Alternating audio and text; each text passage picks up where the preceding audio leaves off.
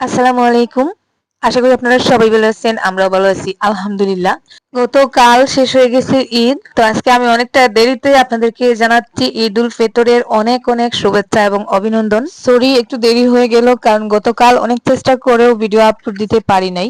আশা করি পরিবার পরিজনদের সাথে আপনাদের সবার ঈদ ভালো কাটছে, খুশিতে কাটছে। আর আমরাও ঈদের দিন সকাল থেকে বিকাল পর্যন্ত কি কি করলাম, কি কি খেলাম, কোথাও গেলাম সবটা আপনাদের সাথে আজকের এই ভিডিওতে একেবারে সংক্ষিপ্ত আকারে শেয়ার করব। তো সকালে উঠেই দেখুন আমি সেমাই রান্না করছি। সেমাইটা আমি প্রতিবার একটু গরম গরম মানে থাকা অবস্থায় আর কি সার্ভ করার চেষ্টা করি, তাই সকালেই রান্না করি। এদিকে দেখুন সকাল সকাল হাসিনা, তার বাবা শারমিন, রুজি, তাদের চাচাতো বোন মানে সবাই চলে আসছে। তাদের ঈদগাহ আর আমাদের ঈদগাহ একই জায়গায়, তাদের ওইদিকে আলাদা করে আর কোনো ঈদগাহ নেই। আমাদের বাড়ির নিচে যে ঈদগাহটা আপনারা দেখতে পান ওখানেও মানে এই আশেপাশের সবকটা এরিয়ার ঈদের নামাজ হয়। এদিকে দেখুন আমার ছেলে আজকে পাঞ্জাবি পরছে, পাঞ্জাবি পরে একেবারে সুন্দর, মানে আমি এইবার ঈদে ওকে সাদা পাঞ্জাবি দিয়েছিলাম, তো যাই হোক ওর মামার কাছ থেকে ও সালামিটা পেয়ে অনেক খুশি। আর সাদা পাঞ্জাবির সাথে ও পছন্দ করে কালো টুপি কিনছে। তো যাই হোক আমি ওকে প্রথমে যে ঈদের ড্রেস কিনে দিয়েছিলাম, একটা মাত্র ঈদের ড্রেস কিনে দিয়েছিলাম, পরে আমার মনে হলো যে আমার ছেলেকে একটা পাঞ্জাবি কিনে দেওয়া উচিত, কারণ প্রতি বছর ওকে দুই তিনটা ড্রেস কিনে দিই, এই বছর মাত্র একটা ড্রেস দিছি, তাও অতটা দামি না। তো শেষে আমি ওকে এই পাঞ্জাবি সেটটা এনে দিয়েছিলাম। তো ঈদে বেশি কিছু আয়োজন করা হয় নাই, প্রতিবার যেটা যেটা করা হয় সেমাই রান্না করা হয় আর হচ্ছে কিছু পাপড় টাপড় ভাজা হয়। দুই তিন পদের সন্দেশ করছি, যেটা গত দিনের ভিডিওতে আপনারা দেখছেন। তো যাই হোক ওনাদেরকে চা খেতে দিলাম, তারপরে আমার দেবরের ছোট ছেলেগুলো আসছে, তাদেরকেও অল্প অল্প কিছু টাকা সালামি দিলাম, কারণ আমার কাছে খুচরা টাকা ছিল না। আর ওইদিকে দেখুন সকাল সকাল আমার ঘরে একেবারে পার্লার খুলে বসে আছে ওরা, মানে সবাই রেডি হতে ব্যস্ত। ও জুবাইরের বোন, আর তো রাহেলা, শিফা, হাসিনা। তো আমাদের এদিকে ঈদে বাচ্চারা বা এই যে তাদের সমবয়সী মেয়েরা বা আরেকটু ছোট মেয়েরা ওরা হচ্ছে বাজারে যায়, বাজারে গিয়ে কিছু কেনাকাটা করে, মানে তাদের পছন্দের জিনিসপত্র যেমন কসমেটিক্স, তারপরে এই যে অলংকার টলংকার আর কি, তো বাজারে যায়। তো এখন আমি তাদেরকে একটু সালামি দিচ্ছি, আমি খুচরা টাকা পাচ্ছিলাম না, শিবাকে 500 টাকা দিয়ে বলছিলাম ওখান থেকে অর্ধেকটা রাহিলাকে দিতে। তো যাই হোক পরে আবার আমি মোটামুটি ম্যানেজ করে নিছি, রাহিলাকে 200 টাকা আমার ফিতরার দেওয়ার ছিল, মানে আমাদের ফিতরার আর কি, তাই ফিতরার সালামি সহ মিলিয়ে রাহিলাকে 500 দিলাম। শারমিন্দর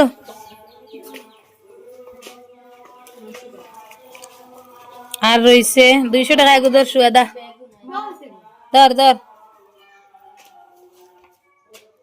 হয়ে গেছে নি সবর। হাসিনাদের সাথে তাদের ছোট একটা চাচাতো বোন আসছে, ওর জন্য মাত্র 20 টাকা অবশিষ্ট রয়েছে, যেটা শেষে আমার কাছে ছিল ওটাই দিয়ে দিলাম। কত মানুষ আমার বাড়ি।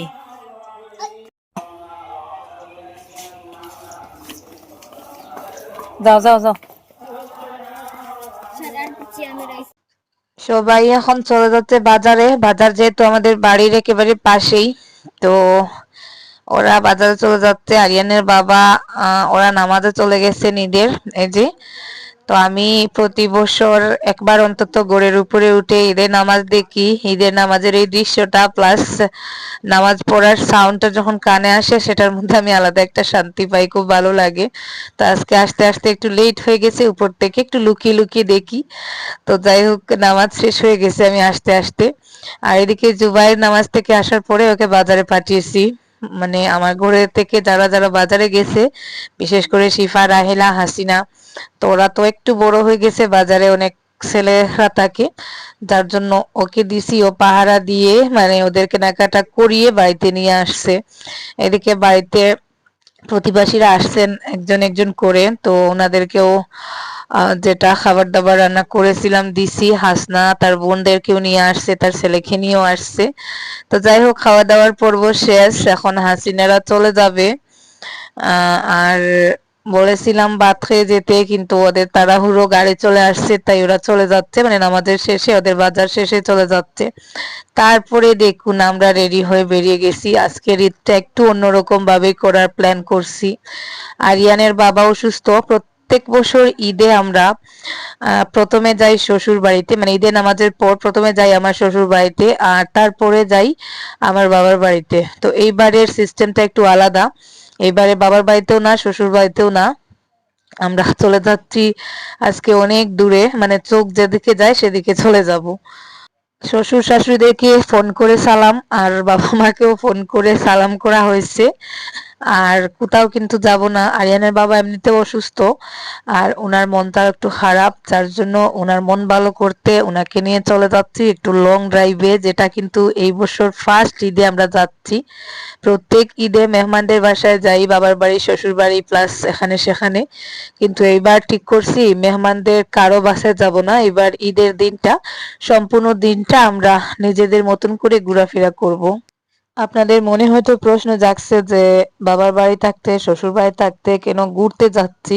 আপনারা অনেকে আবার হয়তো সম্পূর্ণ ভিডিও না দেখে ব্যাড কমেন্ট করতেও চলে আসবেন।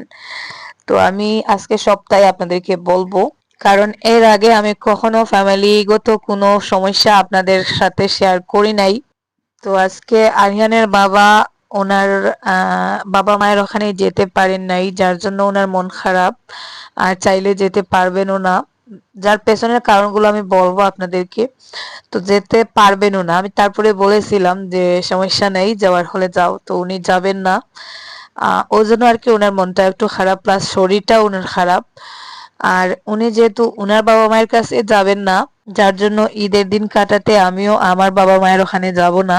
কারণ আমি যদি যাই আমার সাথে, তো উনি যাবেন, ওনার মন খারাপ করবে যে ঈদের দিন বাবা মায়ের কাছে যেতে পারলাম না, শ্বশুর বাড়ি এসে ঈদ কাটাচ্ছি। তো যাই হোক, ওই জন্য আর কি আমরা দুজনে মিলে ঠিক করলাম যে কোথাও যাব না, আজকে সারাদিন ঘুরে ফিরে কাটাবো। বাইরে নিয়ে আসলে ওনার মনটাও একটু ভালো থাকবে, যার জন্যই নিয়ে আসা। তো যাওয়ার পথে এখানে একটা বাগান দেখতে পাচ্ছেন, আমরা আজকে যাচ্ছি ত্রিপুরার ওইদিকে। তো এটা হচ্ছে ইসাবিল বাগান, চা বাগান।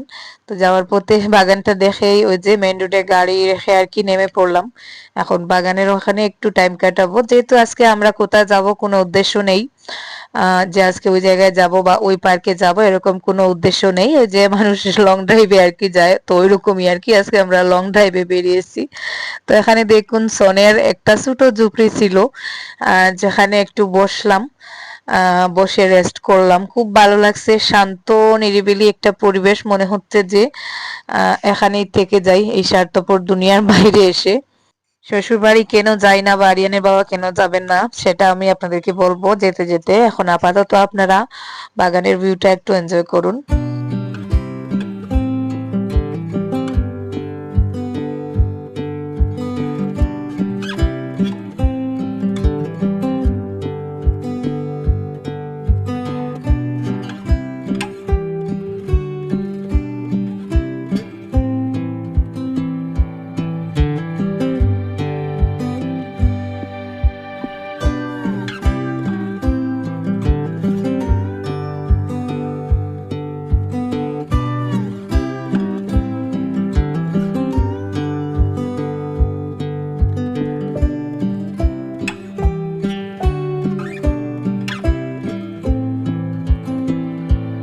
বাগানে একটু সময় হাঁটাহাঁটি করে আমরা প্রায় ৮ ঘন্টার সময় এখানে বাগানে কাটিয়েছি।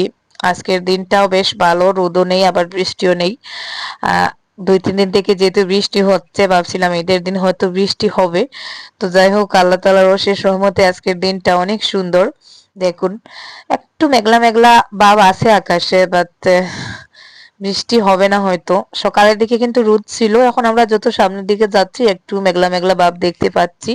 তবে বৃষ্টি আসলে হয়তো রাতের বেলা আসতে পারে, রাতের আগে আসবে বলে আমার মনে হচ্ছে না। তো যাই হোক, আমি যেটা বলছিলাম, আপনারা অনেকে মাঝে মধ্যে জিজ্ঞাসা করেন যে আপু তুমি কি এখন তোমার শ্বশুর বাড়িতে যাও না? যেখানে আমার হাজবেন্ডই যাচ্ছেন না সেখানে আমার তো যাওয়ার কোনো রাস্তা নেই। দুনিয়াতে কেউই পারফেক্ট সুখী না। আপনারা হয়তো বাইরে থেকে যতটা দেখেন একটা ভিডিওতে, 18-20 মিনিট একটা ভিডিওতে যতটুকু দেখেন, তার বাইরেও কিন্তু অনেক কিছু থাকে যেটা আপনারা দেখেন না। আমার হাজবেন্ড, যাকে আপনারা অনেক সময় বলেন যে বয়স্ক লোক, তো এই বয়স্ক লোকটার জীবনের কাহিনী হয়তো আপনারা অতটা জানেন না। উনি ৩৬ বছর বয়সে বিয়ে করছেন। বিয়ে করার আগ পর্যন্ত উনি যেটা ইনকাম করছেন, এক পয়সাও নিজের জন্য কোথাও রাখেন নাই। এক কথায় মহাপুরুষ যাকে বলে আরকি, ঐরকম চরিত্রের। তো বিয়ের পরে আমি উনাকেই জাস্ট পেয়েছিলাম। উনার ব্যাংক ব্যালেন্স কিন্তু তখন মনে হয় ৫,০০০ টাকাও ছিল না। যাই হোক, তারপরে আলহামদুলিল্লাহ আল্লাহ আমাদেরকে যেভাবেই রাখছেন ভালোই রাখছেন, খারাপ না। আমরা সুখী আছি। আমাদের ২ জনের চেষ্টায় মোটামুটি চলে যাচ্ছে, দিন ভালোই যাচ্ছে। তো আমি আমার তরফ থেকে যতটুকু সম্ভব, আমার হাসব্যান্ডের তরফ থেকে শ্বশুর শাশুড়িমার সব দায়িত্ব পালন করি, ওষুধের টাকা দেই, কাপড়-চোপড়। এমনকি আমার শ্বশুর শাশুড়িমা যখন বাসুরের ঘরে খান, তখন বাকি আমরা সবাই মিলে টাকাও পাঠাই, একটা নির্দিষ্ট অ্যামাউন্ট ফিক্সড করে। তো যাই হোক, সবকিছু চলছে। শ্বশুরবাড়ির সম্পদ মানে জমি এখনো ভাগাভাগি হয় নাই, বাড়িটা ভাগাভাগি করা হয়ে গেছে। তা আমাদের বাঘটা কিন্তু আমরা ফেলে রাখছি। আপনারা দেখছেন আমরা কোনো কিছু ওখান থেকে আনতে যাই না, এমনিতেই ফেলে রাখা। বাকি সবাই বাড়িতে নারকেল হচ্ছে, জাম্বুরা হচ্ছে, সবকিছু সবাই মিলে খাচ্ছে। আমরা কিন্তু কেউ ওখানে কিছু আনতে যাই না, মাঝে মধ্যে শ্বশুর শাশুড়ি মাকে দেখতে যাই। তো যাই হোক, আমি একটু শর্টকাটে বলি। কিছুদিন আগে আমার শাশুড়ি মা অসুস্থ ছিলেন। আহ হাত ভেঙে গেছে শুনে আমার হাজবেন্ড গাড়ি নিয়ে গেলেন, গিয়ে আমার শাশুড়িমাকে নিয়ে ডাক্তারের কাছে নিলেন। ডাক্তারের কাছ থেকে এনে যখন বাড়িতে দিতে যাচ্ছেন, মানে ওনাকে তো ওনাদের বাড়ি থেকেই নেওয়া হয়েছিল, ওখানে ওনার আরো ছেলেরা আছেন, তারপরে আরিয়ানের দাদাও ওখানে। তো ডাক্তার দেখি আর কি রাতের বেলা উনি গাড়ি নিয়ে গেছেন। আমার শাশুড়িমাকে বাড়িতে পৌঁছে দিয়ে আসার সময় ওখানে এত খারাপ একটা, কি বলবো, একটা বিব্রতকর পরিস্থিতি ঘটছে, যেটা আমি আসলে এখানে বলতে পারতেছি না, বলতে গেলেও লজ্জা লাগবে আমার। বাবা মা বেঁচে থাকা সত্ত্বেও বাবা মায়ের বাড়িতে গিয়ে তার ছেলে যদি আশ্রয় পায় না, বাবা মা বেঁচে থাকতে বাবা মায়ের বাড়িতে মায়ের সেবা শুশ্রূষার জন্য ছেলে গিয়ে যদি বাতিজার দায়ের তাড়া খেয়ে আসতে হয়, তাহলে সেই বাবার বাড়িতে কে বা যেতে চায় আপনারাই বলুন। শুনতে খারাপ লাগলে এটাই সত্যি। আমার শ্বশুর বাড়িতে আমার বাসুররা সবাই মিলে কয়েকটা গুন্দা মার্কা ভাতিজা পালতেছেন। তো ওদের জন্য এখন ওখানে মানে শ্বশুর বাড়িতে যাওয়া আমার জন্য তো অনেক দূরে, আমার হাজবেন্ডের জন্য রিস্কি হয়ে গেছে। যেখানে গেলে হয়তো প্রাণ নিয়ে ফিরে আসাটাও অনেক সময় মুশকিল হয়ে যেতে পারে। ওই দিন ওখান থেকে ফিরে এসে আমার হাজবেন্ডের কি কান্না, বাচ্চাদের মতন করে এত কান্না করছেন, যেটা দেখে আমি স্ত্রী হয়ে মানে সেটা নিতে পারি নাই। এত কষ্ট লাগছিল আমার। ওই দিন থেকে আমি মনে মনে ভাবছি যে ওই বাড়িতে আমি কখনো যাব না আর। আমার শ্বশুর বাড়ি, ননদ, দেবর, ভাসুর সবাইকে কিন্তু একজন একজন করে বিষয়টা বলা হয়েছে। আমার হাজবেন্ডও বলছেন, আমিও বলছি যে এটা আর কিছু একটা করো, কারণ ওখানে তো আমার শ্বশুর শাশুড়িমা যেহেতু আছেন, ওনার ছেলেকেও যেতে হবে, আমাকেও যেতে হবে। তো এরকম একটা পরিস্থিতি যদি হয়, অসম্মানজনক পরিস্থিতি, সেখানে কিভাবে যাব? তো এটার একটা বিচার করো। তো কেউ কিন্তু বিষয়টা দেখে নাই। আমার হাজবেন্ডের ভাই বোন অনেকেই আছেন। তো তাদের কিন্তু উচিত ছিল, তাদের সবাইকে কিন্তু পই পই করে বলা হয়েছে। কেউ কিন্তু বিষয়টার লোক ধরে নাই ভালো করে। তাদের কিন্তু উচিত ছিল অন্তত বাতিজাকে ডেকে এনে চাচার কাছে ক্ষমা চাওয়াতে, তাহলেই হয়তো সমস্যাটার সমাধান হয়ে যেত। তো যাই হোক, আশা করি বুঝতে পারছেন, আমি আর অতটাও ক্লিয়ার করে কিছু বলতেছি না। তারপরেও এইভাবে আজকে যে কথাগুলো বলছি, জীবনে কখনো এরকম কিছু বলি নাই। আরো অনেক সমস্যা আছে যেগুলো আর নাইবা বললাম। শ্বশুর বাড়িতে কেন যাই না সেটা নিয়ে আপনারা অনেকে প্রশ্ন করছেন বা করেই যাচ্ছেন আমাকে কয়েকদিন থেকে। আর আজকের ভিডিওতে এত আরো বেশি করে করবেন, যেহেতু প্রত্যেক ঈদে শ্বশুর বাড়িতে যাই, এইবার কেন গেলাম না। তো যার জন্য আমি আগে বিষয়টা হালকাভাবে ক্লিয়ার করে নিলাম। বিষয়টা আমি যতটা সহজ করে বলছি অতটা না, আরো অনেক কঠিন। আরো কঠিন একটা পরিস্থিতি হয়েছিল। তো সবটা আমি আর এতটা ভেঙে ভেঙে বললাম না, জাস্ট যতটুকু বললাম আশা করি আপনারা বুঝতে পারবেন। শ্বশুর শাশুড়িমা যখন আমাদের বাসায় আসতে চান তখন গাড়ি দিয়ে ওনাদেরকে আনাই, আবার যখন চলে যেতে চান গাড়ি দিয়ে পাঠিয়ে দেই। আমাদের দায়িত্ব করি, এই ঈদে আমরা কাপড় চোপড় কিনে রাখছি, যখন আসবেন তখন দিব। আমার হাজবেন্ডের কথা জানি না, তবে আমি আর কখনো আমার শ্বশুর বাড়িতে যাব না, এটাই ফাইনাল। আর এত অস্বাস্থ্যকর একটা পরিবেশে আমার ছেলেকেও আমি কখনো যেতে দেব না। জানি না, হয়তো আল্লাহ কখন, শ্বশুর শাশুড়ি মা আছেন, যদি কোনো বড় বিপদ আপদ না হয়, তাহলে আমি আমার ছেলেকেও কখনো যেতে দিব না। কারণ যেখানে বাতি যারা চাচাকে দা দিয়ে তারাই গালাগালি করে মারামারি করতে চায়, সেরকম পরিস্থিতিতে না যাওয়াই ভালো। তো যাই হোক, আমার হাজবেন্ড তো খুব বেশি মা ভক্ত। তো ঈদে যেহেতু মায়ের কাছে যেতে পারতেছেন না, ওনার মন খারাপ আর যাওয়ারও কোনো উপায় নেই, যার জন্য আর কি ওনার মন ভালো করার জন্য ফাইনালি আজকে ওনাকে নিয়ে ঘুরতে এলাম। তো ঘুরতে এসে সারাদিন উপোস, কারণ ভাবছিলাম কিছু খাওয়া দাওয়া করব, কিন্তু ওখানে বাঙালি তো এরিয়া নয়, ভালো কোনো হোটেল বা রেস্টুরেন্ট কিছু নেই। সারাদিন কলা বিস্কুট ওইসব খেয়ে যে বিকালের দিকে আবারও বাসায় ফিরে যাচ্ছি, কোটামনিতে গিয়ে কোনো একটা হোটেলে খেয়ে দিয়ে বাড়িতে চলে যাব। তো যাই হোক, আজকের মতো এই পর্যন্ত। সবাই ভালো থাকুন। আল্লাহ হাফেজ, আসসালামু আলাইকুম।